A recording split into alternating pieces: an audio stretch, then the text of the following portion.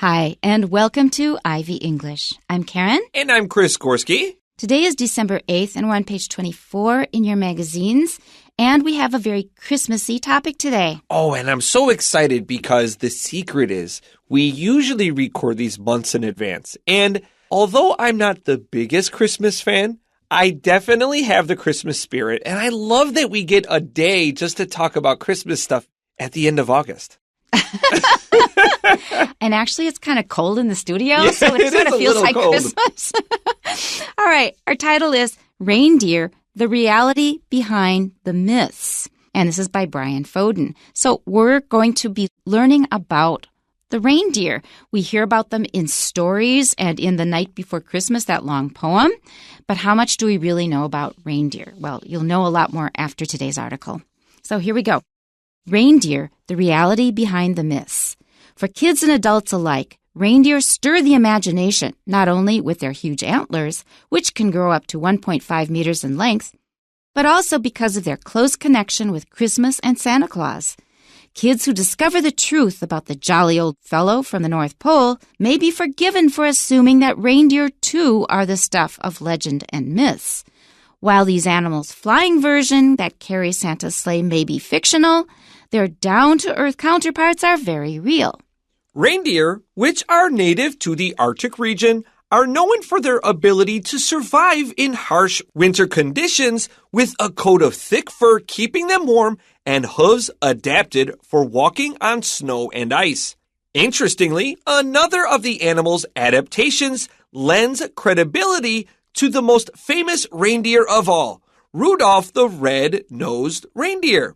Some species of reindeer have 25% more capillaries carrying red, oxygen-rich blood in their noses than humans. This increases the level of blood flow and also gives their noses a red tinge. Another fascinating aspect of reindeer is their eyes. They possess eyes that seem to shift like the changing seasons. In summer, their eyes shine with a golden glow akin to the sun's warmth. But as winter arrives, a magical transformation occurs, turning their gaze into a deep, rich blue, much like the wintry landscapes they inhabit. According to scientists, this eye color change traces its origin to the tapetum lucidum, a mirrored layer tucked behind the retina. This layer reflects light and heightens their vision in low-light conditions, thus changing the eye color. Reindeers might not be able to fly, but they are still amazing creatures nonetheless. Okay, have to confess, there was a little NG just now. I said nevertheless. Now, are they the same, nonetheless and nevertheless? Do you think, Chris? Oh, I thought you were going to actually tell me. No. As a fact, nonetheless and nevertheless, yeah, I put them in the same. When you said it, I only noticed it because I was looking at the article. We originally have nonetheless here. So I said, well, that's different. But it doesn't strike me as wrong. Yep, I think they're about the same. Let's go back to the beginning, our title again, Reindeer, and you see a long dash here. That means that we're going to tell you something about reindeer, but we're not going to put a verb in there. Reindeer are very beautiful animals. It doesn't have a verb there. It's just going to give you a description without linking the two together with a verb. That's why we're using a dash. So reindeer, the reality behind the myths. The myths that they're talking about, we've already mentioned in the first reading, that reindeer can fly, and they cannot. So we're going to bust that myth, but we're going to learn some other interesting things. So the reality behind something means you may have heard this, but here is the true story. Okay, our first line, our first sentence. For kids and adults alike, reindeer stir the imagination, not only with their huge antlers, which can grow up to 1.5 meters in length, but also because of their close connection with Christmas and Santa Claus.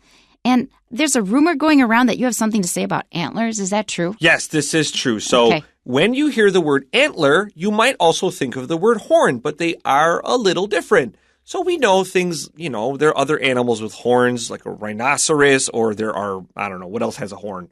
Cows? Cows have horns. And antlers grow on deer. And how are they different? Well, horns never fall off, but antlers will. They will shed their antlers. Part of them can even break off, but horns do continue to grow their whole lives. Antlers do not. It's good to know that difference. Okay, so for kids and adults alike, we often say kids for children. Kids originally meant baby goats. And so you'll see a lot of cartoons and things that make jokes about this. There was one cartoon where there's a little baby goat going into a shop, and it's a candy shop. And so the line in question says, well, what are you doing? He says, well, I'm taking advantage of an idiom. Like a kid in a candy shop. Oh, boy. Like a kid in a candy shop. So it's a little baby goat walking into this candy store. And he says, well, I'm just taking advantage of this idiom because I'm going to be a little kid inside a candy shop, but I'll probably eat a lot of candy. Okay? So kids is children, a little less formal. And to stir the imagination, that means it brings lots of vivid imagery into your head, gets you thinking about all kinds of things instead of reading something really boring. So like I'm walking. Okay, so what? But reindeer stir the imagination. When we think of reindeer, we think of their antlers. We think of they might be able to fly. We think of Rudolph with the red nose and all kinds of things. So when you hear the word reindeer, you're going to be thinking all kinds of interesting things. Okay, it's saying the reason it does that is not just because of their antlers. And then it tells us how big they can get. Pay attention to this because we're going to have a question about it later. So they can grow up to, that means they probably don't get bigger than 1.5 meters, but they can get that big, just not much bigger than that. And that is already a very large number. Yeah, considering a reindeer might be 2 meters tall, their antlers are 1.5 meters in length. They're basically a giant square. That's right. So they can be quite huge on the males. Okay, so it's not just because of their antlers, but also because we associate reindeer with Christmas and Santa Claus, and that calls up all kinds of images. For me, it's a lot of stress. You have to get the house ready and buy gifts. I'm a big fan of decorating. At our sister magazine, Enjoy magazine, we're actually talking about decorating for Christmas, and I get really excited for it. I do it really early, not because I want Christmas to start early. It's just that when we record, we're always busy before we record, and there's a small break in all the work I have to do as soon as we're done recording. Oh. And it's just the best time for me to decorate for Christmas. Oh, so getting them into the Christmas spirit early. That's right. So even a little bit before December. Okay, so that's the first sentence. The next sentence, kids who discover the truth about the jolly old fellow from the North Pole may be forgiven for assuming that reindeer, too, are the stuff of legend and myths. So you're going to have to sort out some of these things. When they say the jolly old fellow from the North Pole, they do that in order to avoid repeating Santa Claus. All they mean is Santa Claus. So North Pole, that's the northernmost part of our globe, and it's also called the Arctic. And a fellow is a man. It's a person. We wouldn't use that with a female. Old, he is old. He's got this huge white beard, so he must be old to have all that white hair. Jolly means he's happy because he's known as saying, ho, ho, ho. Also makes me think of the Green Giant. Okay, so he's always laughing. That means he's jolly. He means he's always in a good mood and smiling and laughing. All right, so the jolly old fellow from the North Pole just means Santa Claus. And to be forgiven for something means that you've done something and maybe somebody's upset with you, but you say, maybe he can be forgiven for doing it because he got yelled at by his mother this morning.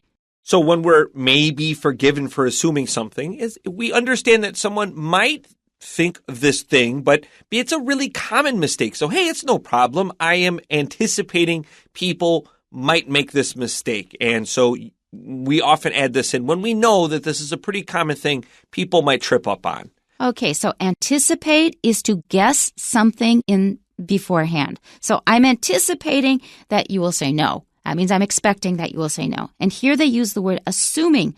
Assuming means you just believe it's going to be that way. You don't even give it any thought. And the next one to pay attention to is the stuff of legend and myths. The stuff of simply means it belongs to. It is an example of legend and myths. Myths, the word in Chinese is very similar to the English. Legend is just a story that has come down through the ages. So these are probably just stories. Santa Claus, what they're saying is at some point kids discover that Santa Claus is not real. It's something that their parents may want them to believe when they're a kid. Did you believe in Santa Claus? Oh, for sure. My father actually had a Christmas outfit, and he would show up. So my parents were divorced when I was an infant. So I didn't grow up with my dad. So my dad could do also, he had a good relationship with my mom, but their marriage did not work. So my dad would come over dressed as Santa Claus, and I was really excited to have Santa come to my house, and it was a really nice costume. And I wore it as an adult myself before I moved to Taiwan. And I was very excited to be friends with Santa Claus, and he would come over regularly every year. And so, yes, I very much believed in Santa because he was standing there in my house. You didn't know it was your dad? Absolutely not. You didn't know it was your dad? It was a great costume. I don't have pictures here, but it was a great costume. And, you know, later on as an adult, I can kind of see through the beard and the hat. This was not a cheap thing. Like, he clearly spent a lot of money on it. Oh, my goodness. Yeah. The reason I ask is because when I first found out that some kids actually believed in Santa Claus, I couldn't believe it. I never, ever, ever believed in Santa Claus. Never. Yeah, Why would anybody believe in Santa Claus? Hey, listen, my man is bringing me gifts. I wake up and there's a box from Santa there, and he comes to my house. Absolutely, I believe that. The funny thing, the funny end of this story is I did believe in the Tooth Fairy. Oh, that's and interesting. I absolutely believed in it. Like, Santa Claus, get out of here. Yeah, Tooth but Fairy. Tooth Fairy, well, of course. That's real. Because I got money under my pillow. So did you not get Christmas gifts from Santa? We had a regular Christmas. We just gave each other gifts. But it wasn't from Santa? Not really. I just knew that Santa was like in the department stores. Okay, so maybe if you weren't getting a gift from Santa, it makes them harder to believe. But I was getting gifts from Santa. I was too. It said from Santa. Right. But I never saw that person in my house. I will say that I don't know how much truth I believed in the Tooth Fairy. Oh, really? Yeah, I want to say like, yeah, there was definitely a moment there, but I gave the Tooth Fairy less credence, maybe because I got like $1 or 50 cents. I really did believe in the Tooth Fairy. What a funny story. I love this story. Yeah, and some other kid, I said, Santa Claus isn't real, but the Tooth Fairy is real. They, come on. It's just your mom and dad. I go, no, it's real. Oh, man. Those hills you're willing to die on in school. So we were just the opposite. Okay, so for the first sentence, they're saying that when we see reindeer, we think of Christmas. Now, we might think that because Santa Claus isn't real, maybe reindeer aren't real, but they are real. We'll find out more about it now. I did know a kid, actually, that felt reindeer were not real. So interestingly, tying into your story here, I believed in Santa, and they also believed, but when we learned that Santa wasn't real, I think I must have been around 10 years old maybe, and they were like, reindeer aren't real. I'm like, yes, they are. Like, you can see pictures of them. Yeah, like, you see them in the petting zoos. Right. It's like, but you could see Santa. And I was like, how do you argue this kid out of that reindeer are real, right? I knew a kid like this. It was just never a thing in our house. Yeah, but the Tooth Fairy really was. Okay. All right. So our next sentence. While these animals' flying version that carries Santa's sleigh may be fictional, their down-to-earth counterparts are very real. So they're using a bunch of like pronouns here. They're using nouns as pronouns here. So, for example, the jolly old fellow from the North Pole.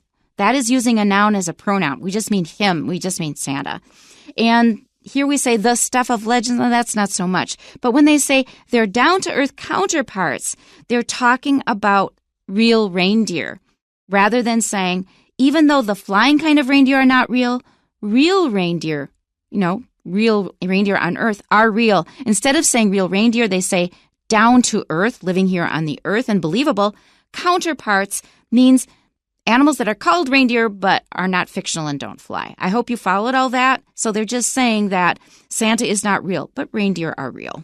Usually when we say somebody or something is down to earth, we mean that it's very humble, it's not flashy, and it's not showy. For me, when I was thinking about this phrase, I thought it was a clever turn of phrase, but it wasn't the phrase I personally would have chosen. Me too. I thought of the phrase earthbound, because it's a little clear that these animals just do not fly. And I think as adults, we all know that reindeer don't fly. But kids, definitely, like I saw them flying in the sky in like picture books and whatever. I'm like, okay, sure, magic, right? Right. But yeah, like I don't like the phrase down to earth personally here. But this is an excellent phrase to know, meaning humble or not flashy.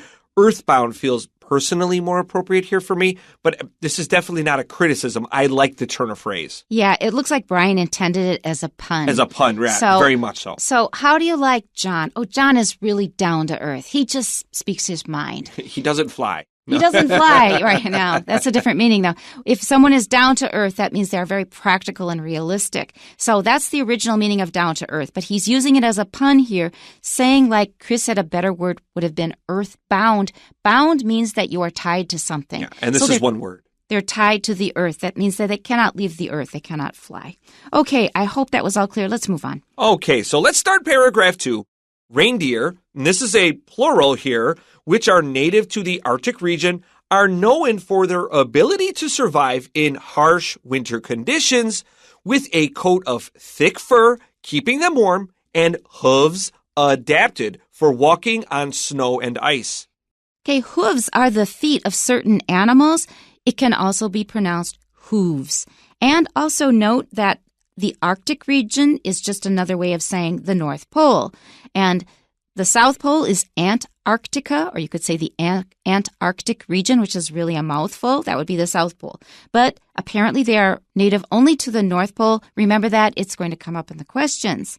So what do we know them for? Their ability to survive in harsh winter conditions. I'm one of those too. I also can survive in harsh winter conditions. I've been tried many times. I just don't want to do it again. So when I think of reindeer and living in harsh winter conditions, I think of a place like Finland, the north of Finland, also in northern Sweden, where you have the people who used to be called the Laplanders or the Lapps, L-A-P-P, but that is considered now a derogatory term. They don't think it's very polite to them, so they changed it to their own name for themselves, which is Sami. You'll see it S-A-M-I or S-A-A-M-I. So the Sami, they still herd reindeer for a living. Some of them do anyway.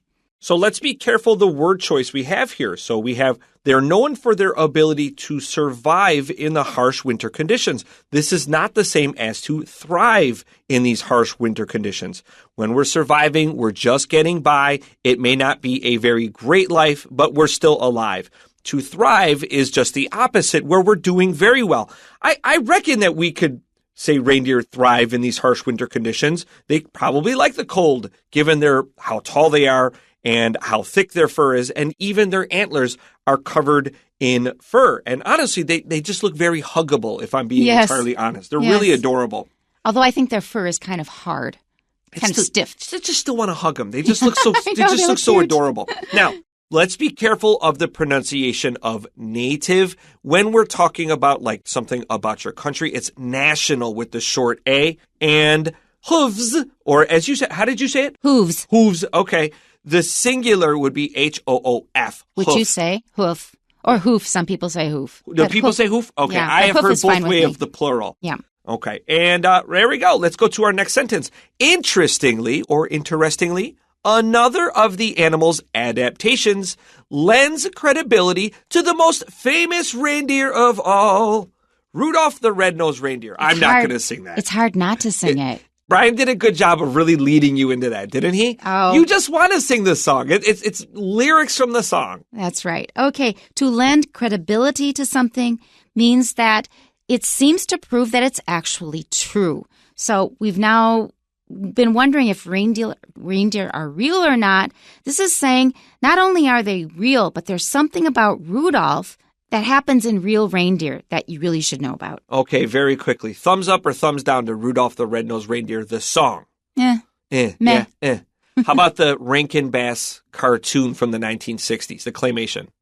Don't know? Blank. 2 thumbs up. It's a great Christmas classic. It holds up. It's really good. Claymation from the 60s, it's really good. I didn't know that, but I do know Charles Dickens' A Christmas Carol, and that's great. That's a good one, too. Let's continue here. Some species of reindeer have 25% more capillaries, those are the tiny veins in our body, carrying red, oxygen-rich blood in their noses than humans. And what's the importance of that? Well, this increases the level of blood flow and also gives their noses a red tinge. Which explains the title of the song. And tinge, it just means a little bit of a red color. Let's keep moving. Another fascinating aspect of reindeer is their eyes. That's pretty straightforward. Not just their noses, but also their eyes. They possess eyes that seem to shift like the changing seasons. Very poetic. Yeah, but shifty eyes has a different meaning. If you're looking right and left, it's because you're afraid the police are going to come and get you. If you're shifty and you have shifty eyes, that means you're a suspicious character. But here they're just talking about change. Their eyes change in a certain way. in summer, their eyes shine with a golden glow, akin to the sun's warmth. So we have that for reference. During the summertime, their eyes look kind of golden and they glow. But as winter arrives, a magical transformation occurs, turning their gaze into a deep, rich blue, much like the wintry landscapes they inhabit. So in the summer, their eyes look golden and they glow. In winter, they are a deep blue. And they say it's like the wintry landscapes. The landscape isn't really blue, but the snow may reflect the blue sky. And wintry, please be careful. Winter, of course, is W-I-N-T-E-R. There's no E in this word, wintry. And also the word inhabit just means to live somewhere. We inhabit Taiwan, although it's kind of a technical word for living in a place. According to scientists, this eye color change traces its origin to the tapetum lucidum, a mirrored layer tucked behind the retina. Now, yes, we did have to look it up. We did not know how to pronounce it, either of us. Can I speak for both of us? I agree. Okay, that is a very rare word in Latin, and you have to look it up to know how to pronounce a word like this. So what should you do if you're just reading?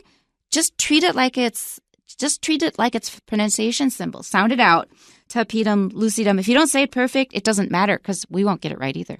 Yeah, it's a technical word. It's a fancy word that's not often, that honestly doesn't come up very often in English at all. So it's okay. Sometimes if you see a word, just continue on. You could probably guess this is a thing. It's a noun clearly that does something. Look at the word tucked. This is a verb that means to carefully place something behind something else. And retina is a good word to know. That is quite commonly used. So that's the back of your eye that captures the images that you see. This layer reflects light and heightens their vision in low light conditions, thus changing the eye color. So it is an adaptive kind of change to allow them to see better in the dark. And our last sentence, reindeer might not be able to fly, but they are still amazing creatures nonetheless. Okay, let's do our questions. Number 1, which of the following aspects of reindeer is mentioned in the passage? A, their habitats at both poles. This is incorrect. They're at the Arctic pole. Okay, only the North Pole. B, their large size and strength. No, they didn't say that reindeer are especially large. C, their unique antler growth patterns. Well, we didn't talk about how many points they have. We just said how long they are. That leaves only D, which is the correct answer. Their role as Santa's mode of transportation. Okay, let's go on to number 2. What does the phrase lends credibility to in the second paragraph mean? A, calls for the evidence of. Nope. B, weakens the role of. No, that's the opposite. C, adds to the truth of. That's the right answer. So let's move on. Number 3, which of the following statements about reindeer's eyes is true? A, they are unable to see clearly when it is too dark. No, they didn't say that. B, their color won't change until reindeer reach adulthood. Doesn't say that. C, they turn red during winter due to increased blood flow. D is the correct answer. Their color changes based on how much light reindeer get. And we have one question left, number 4. Mindy took some notes based on the passage.